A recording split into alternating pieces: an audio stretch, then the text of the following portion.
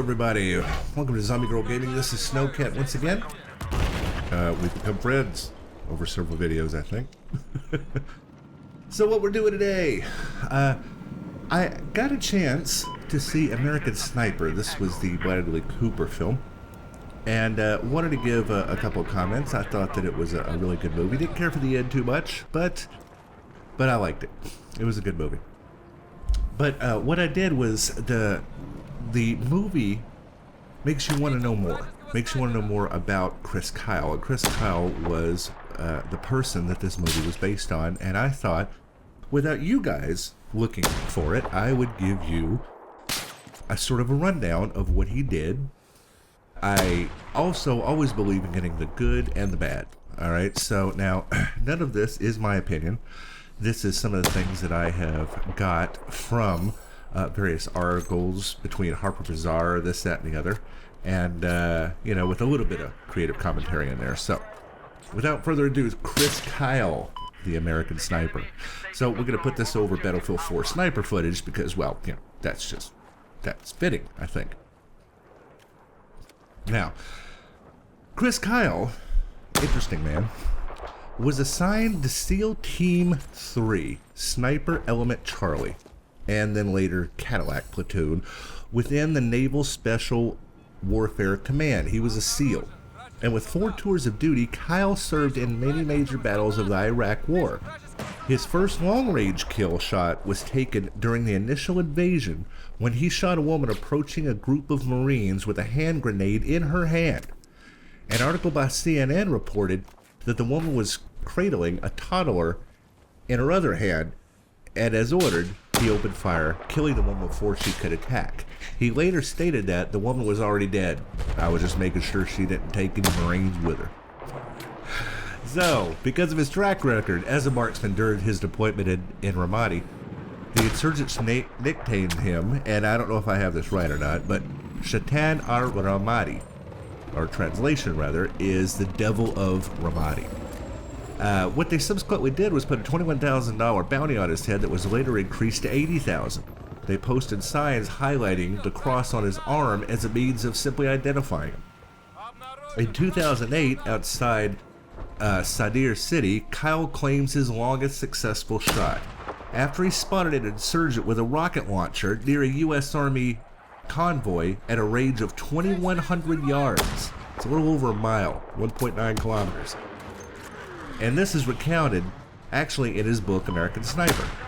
He fired a shot from his Lapua Magnum chambered Macmillan TAC 338 sniper rifle, and I don't even know what the fuck that is. But he ended up killing the insurgent from about 2,100 yards away. The fighter was about to launch a rocket-propelled grenade at the Army convoy. Now, during his 4 tours of duty in Iraq, Kyle was shot twice and caught up in 6 separate IED explosions. I mean, I don't know what was on this guy's... I don't know what was watching over him. Now, you know, his other weapons included the SR-25 semi-automatic sniper rifle, the MK-12 designated marksman rifle, the Sig Sauer P220 pistol, M4 carbine, and his Winchester Magnum sniper rifle. Now, Kyle left the U.S. Navy in 2009 and moved to Texas with his wife, Taya, and their 2 children. He was president of Craft International, a tactical training company for the U.S. military and law enforcement communities. In 2012, HarperCollins released Kyle's autobiographical book, American Sniper, which landed him a movie deal. As we're talking about all this, he seemed to be a pretty good guy. He called his wife quite a bit, and almost every day, even from whenever he was in Iraq, sitting on top of a roof with a sniper rifle with potential targets in his sights.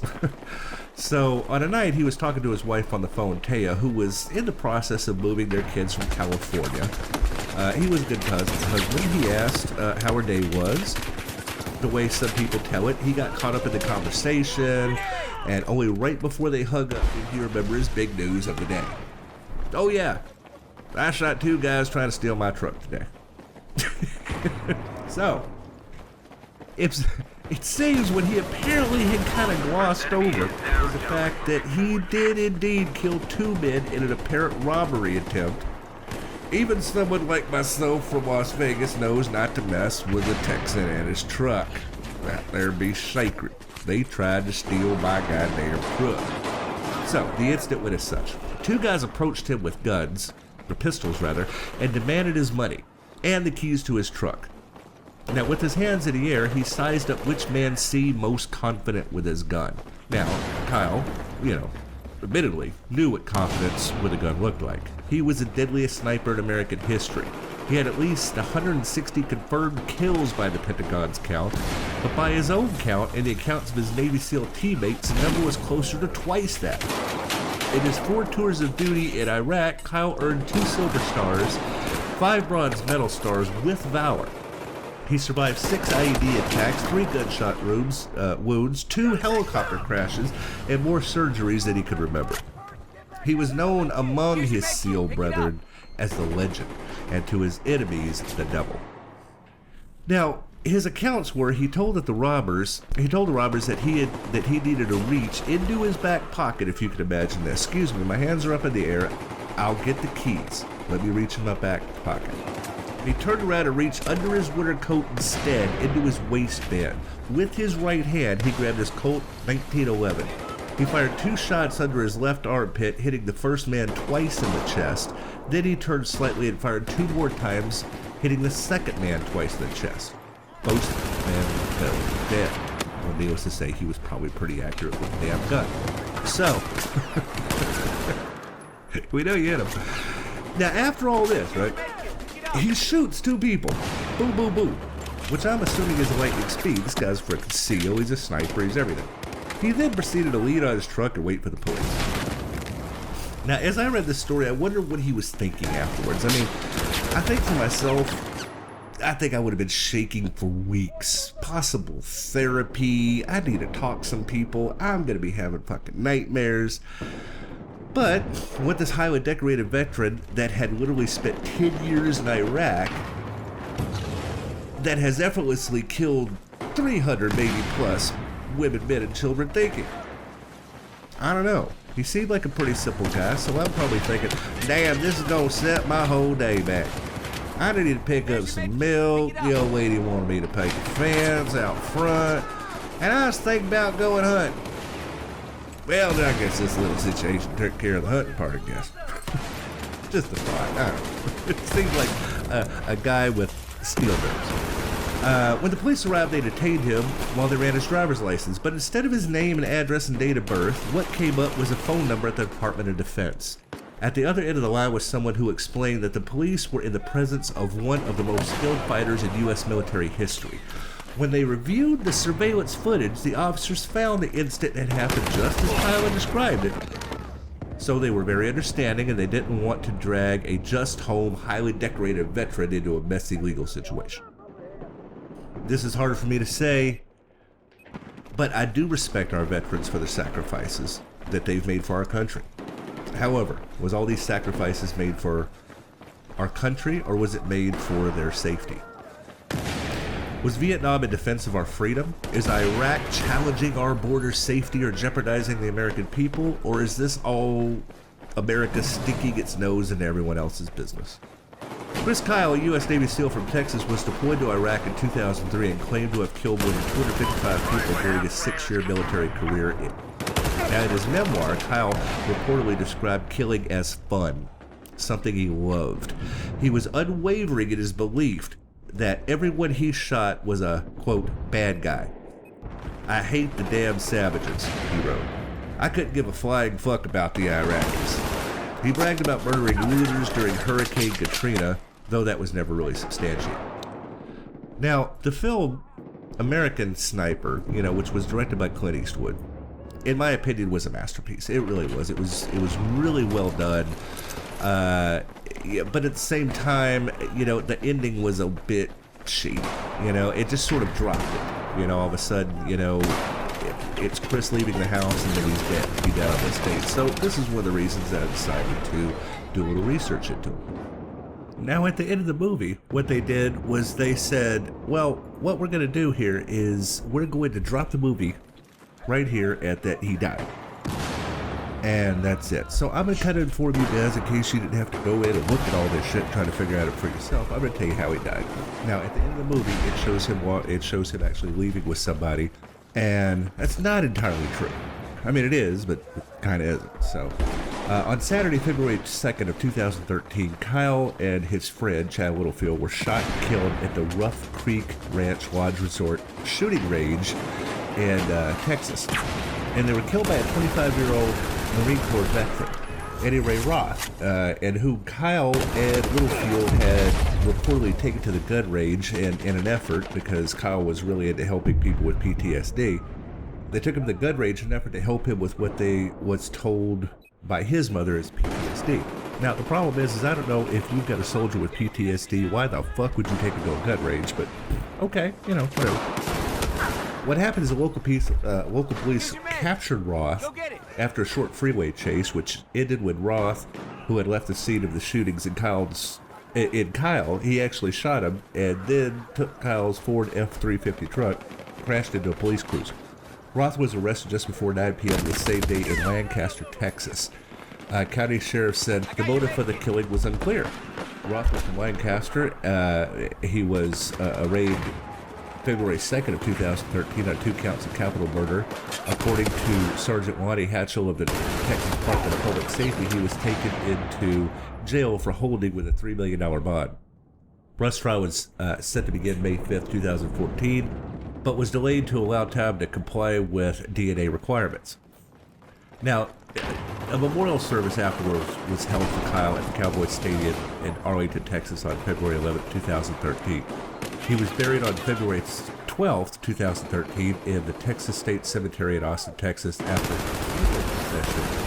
a procession from his home to Austin, stretching over 200 miles, and then hundreds of local and out-of-state residents flying Interstate 35 to view the procession and pay their final respects to Kyle.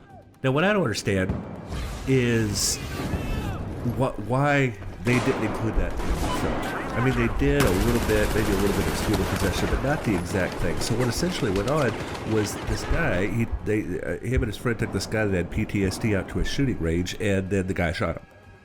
So let that be a lesson to you.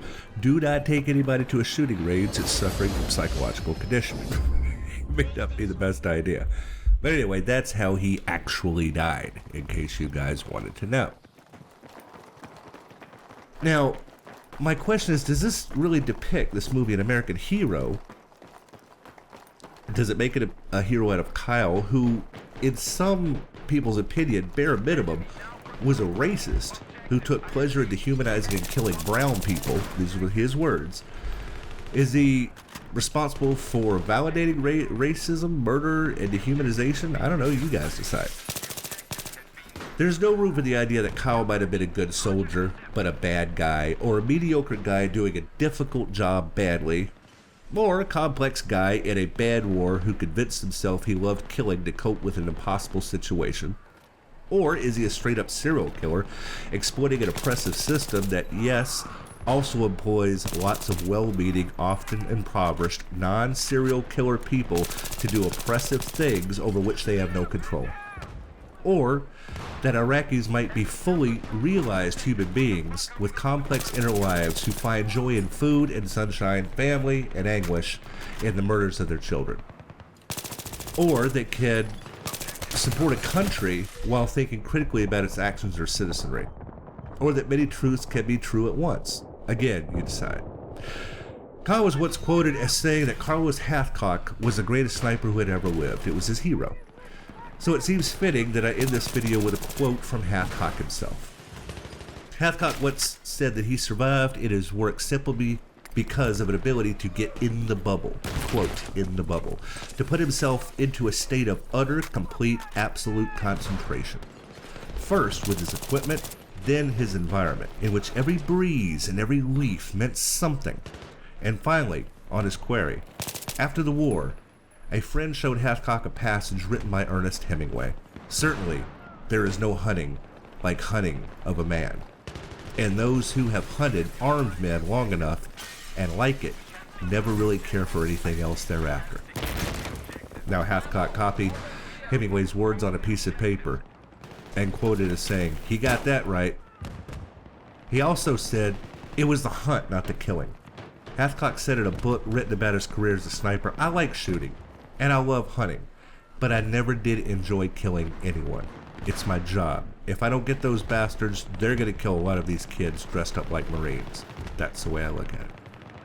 Well, thank you everybody for watching. I hope you enjoyed the video. I hope you enjoyed that kick-ass footage.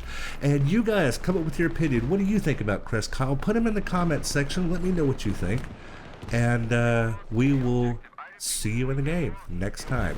Thanks for watching. Please make sure to like and subscribe.